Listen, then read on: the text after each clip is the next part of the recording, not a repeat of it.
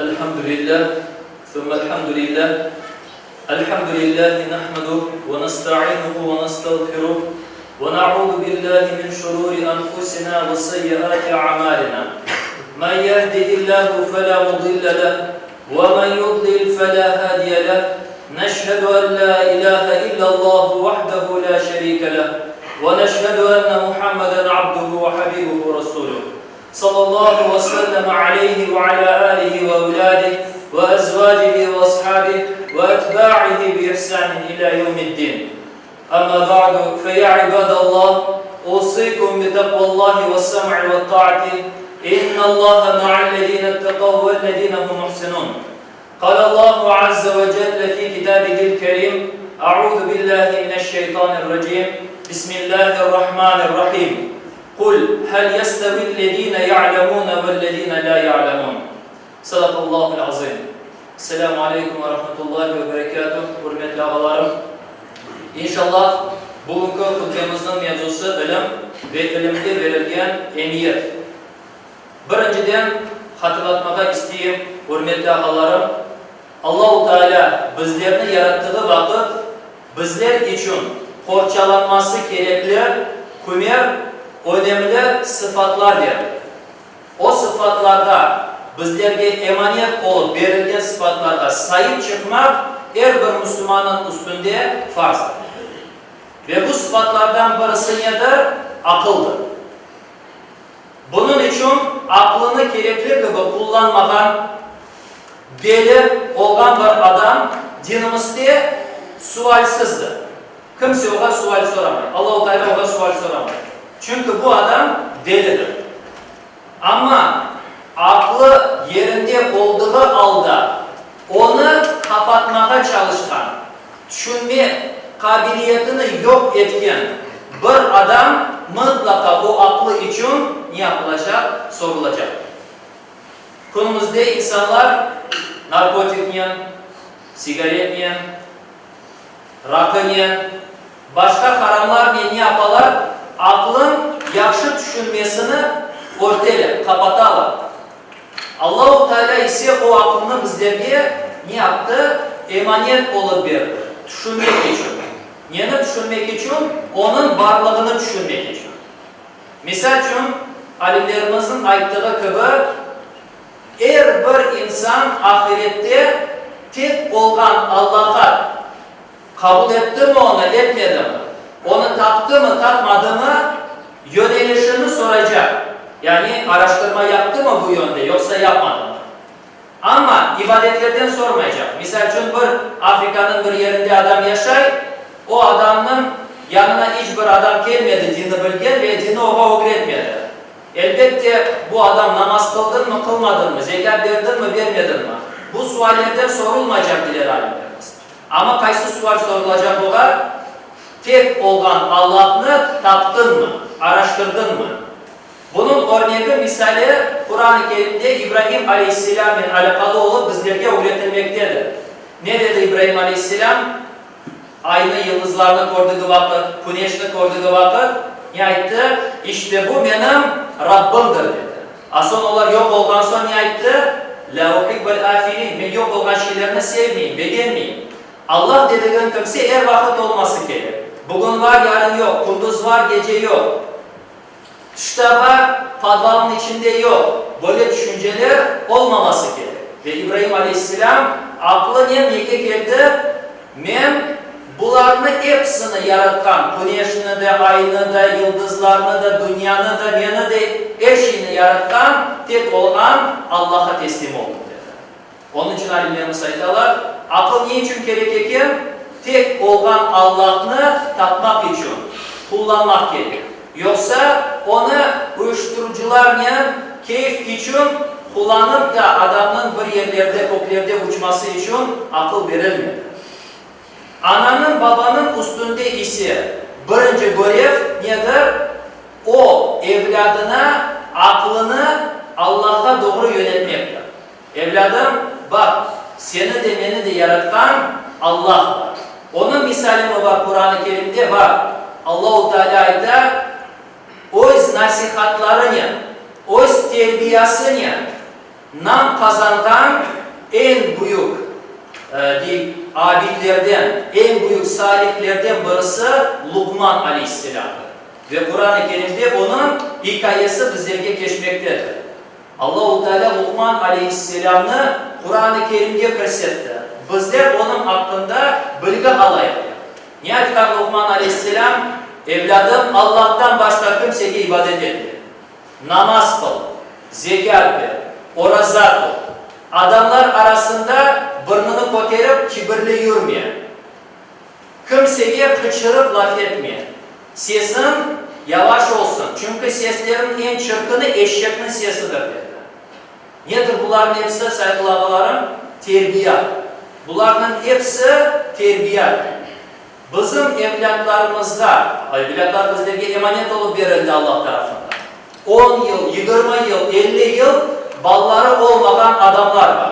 Allah-u Teala bizlerge evlat verdi, emanet olup, aysa bu evlatını yapmak gerek, doğru yolda yönetmek gerek. Yarın öbürsü gün inşallah bu evlat 2 etajlı, 3 etajlı evde yaşasın dedi koy, cennette yaşasın. Yarın öbürsü gün cennetini kazansın. Yarın öbürsü gün ben vefat etken son benim arkamdan bir kulvallah okusun der. Namazını kılsın der. Ne yapmak gerek? Daha sağ iken evladınızla doğru yolunu göstermek gerek. Bunun yanında evlatlarımızı yaramay, faydasız, onu cehennemde albaracak ilimlerden men etmek gerek. Yolunu kesmek gerek. Peygamber Efendimiz Aleyhisselatü Vesselam dua ettiği vakit nasıl dua ederdi? Allahümme inni a'udhu bike min ilmin la yenfa' ve amelin la yerfa' ve duayin la müstecabele. Ey Allah'ım, ben sana faydasız ilimden sığınam. Auzubillah, biz kimden sığınamız? Şeytandan sığınamız. Allah-u Teala'da Peygamber Efendimiz Aleyhisselam şeytandan sığıngan gibi men faydasız ilimden sağa sığınam diye. Neden daha sığınam değil? Dua yaptığım vakit kabul olmayan duadan. Amel yaptığım vakit Allah-u Teala'da yükselmeyen ameller. Nedir bunlar? Günah içinde olup da duası kabul olmayan. Namaz kılıp da adam gibi namazını kılmayıp da namazı başın üstüne çıkmayan bir adamın ameli. Peygamber Efendimiz Aleyhisselatü Vesselam böyle namazdan da, böyle ibadetten de, böyle duadan da diyen Allah'a sığınır. Onun için bu işte samimiyet, bu işte bütün güçünü verip yönelmeye her bir Müslüman için farzdır.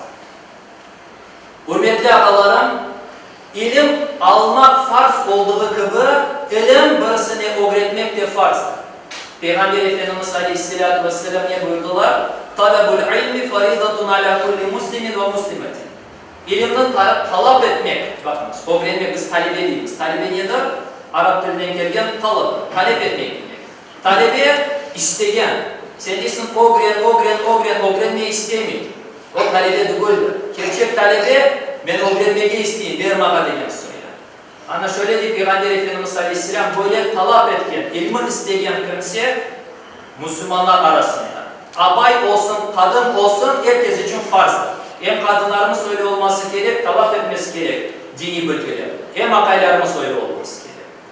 O vakit bizim ilmimiz artsa, biz inşallah aşacağımız vakit aşımız helal mı, helal değil mi yaparız, bileriz ve ona dikkat ederiz. Hocam bugün o kadar şey var, yenin helal olduğunu, yenin haram olduğunu bilmeyin. Her şeyini yaparız, kursakımızda tabi biliriz. Peygamber Efendimiz Aleyhisselam ayette, Adem oğlunun en yaramay kazanı onun kursağıdır. Ne var olsa her şeyini o kursakta atar. Yok. İlim niçin daha gerek? Ana şu kursakta kıyacak şeyinin helal olması için gerek. Yarın öbürsü gün kafirler, başka kimseler bir şey yaptı, yanlış hareket etmemek için kendine gerek, ilim gerek. Eğer sahada doktorlarga, hekimlerge, kimler olsa olsun, elektrikge, kimde olsa olsun, herkesge ilim gerek. Çünkü dini ilmi olmayan kimsenin yaptığı amel, aldığı ilim ona faydasızdır. Ahiretini kurtarmayacak. Ama dinini bilip de insanlar için kullansa o ilmi, sıvaşık olsa da o ilim ona fayda getirecek, sevap getirecek. Bunun yanında Allah-u Teala ilim öğrettiğimiz vakit bizlerge dikkat etmemiz gereken hususunu öğretti. Nedir o? Ud'u ila sebili rabbike bil hikmeti vel mev'izatil hasan. Allah'ın dinini nasıl çağır adamlarını, nasıl öğret onlara dinini? Güzel sözle, yakşı sözle. Bırak da İbrahim ne demiş? Tak nezer. Öyle olmayı öğretmeye. Sen öğrettiğin vakit Allah'ın sana öğrettiği usulge bak. Allah-u Teala sana iki cümlede bir cehennemde yanacaksın diye bakmayın. Sağ kümerde cennetten de bahseder. Kümerde sevaptan bahseder. Kümerde de senin vereceğin bir tane sadaka değil, 100 tane, 1000 tane olup sana kaytacak. Ne yapar? Müjde verir sana. Senin çıkaran ruhunu kotarmaya çalışır. Onun için Allah'ın dinini çağırdığınız vakit diye Allah-u Teala güzel sözle çağırınız diye. Güzel nasihat etiniz diye. Aysa'da alimlerimiz bunda iki tane mevzu var. Birincisi, ilmi öğretken kimseye öğrettiği vakit seçmesi gerek. Şimdi bunu bunda aytmak nasıl doğru olur? Onun yapması gerek, analiz etmesi gerek ve en güzel şekilde onu ulaştırması gerek. Bu anlatan kimsenin yolu ve o ilmi alacak kimse de sen niye bana öğretirsin TikTok'ta? Öyle olmaması gerek. Ne yapacak? Sana dinden anlata olsalar alçak gönüllülük gösterecek, sabır gösterecek, haksız ise haksızlığını kabul edecek. Kibir göstermeyecek bu yolda. Onun için Peygamber Efendimiz Aleyhisselatü Vesselam bizlerge ilminle amel etken kimselerinin seviyesini gösterip şöyle buyuruyor. Dünyanın kok arasında ne kadar melekler var olsa ilim yolunda olan kimsenin ayaklarının tıbını, kanatlarını sererler ve ilim öğrenip memleketine kaytacağı vakte kadar onun için dua ederler. Bu adam Allah yolunda. O Allah yolunda olan kimsedir. Yani mücahit denilmez. Ve Peygamber Efendimiz Aleyhisselatü Vesselam başka hadis-i şerifte bizlere şöyle buyururlar. Diler, ilimle yükselgen birisinin seviyesi peygamberle kalkan adamların arasında olan seviye gibidir. Yani ve gerçekten Allah'tan aklıyla korkan kimseler kimdir diye Allah-u Teala Kur'an-ı Kerim'de alimlerdir. İnşallah sıcak anlayıp adamlar sıkıldılar. Daha da çok hutbemi uzatmayacağım ve daha başında okuduğum ayet-i kerimenin manasını inşallah hutbeme son vermeyi isteyeyim. Allah-u Teala şöyle buyurdular. Kul hel yestevillezine ya'lemune vellezine la ya'lemun. Ayet olan adamlar. Bilgeyen yani ilmi olmayan, ilmi olmadan, bilmeyen kimsenin hiçbir arasında denklik olmayacak. Yani ilimde kimse her vakit üsttedir, her vakit obdedir. Allah-u Teala inşallah dini ilimlerini öğrenip, onlarına amelge geçirip, bu yolda inşallah sıdk olmasını, yani samimiyetin olmasını ve ahiretimiz içinde inşallah fayda getirmesini bizlere nasip ve müessir eylesin. Ela inne ahsenel kelam ve abdagan nizam kelamullahil melikil azizil allam kema kâlallahu tebâreke ve teâlâ fil kelam ve izâ kuri'el Kur'an festemi'û leh ve ansitû leallekum turhamun. A'udhu billahi mineşşeytanirracim. Bismillahirrahmanirrahim. İnned dîne indallâhil islam. Sadakallahu azim.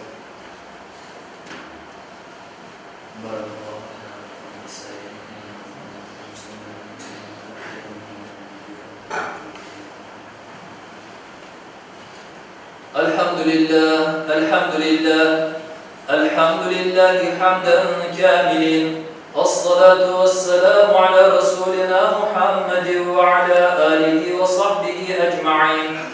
تعظيما لنبيه وتكريما لفخامة الشان شرف الصفيه فقال عز وجل من قائل مخبرا وآمرا إن الله وملائكته يصلون على النبي يا أيها الذين آمنوا صلوا عليه وسلموا تسليما اللهم صل وسلم على رسولنا محمد وعلى آله وصحبه أجمعين اللهم بارك على محمد وعلى آل محمد كما باركت على إبراهيم وعلى آل إبراهيم في العالمين إنك حميد مجيد.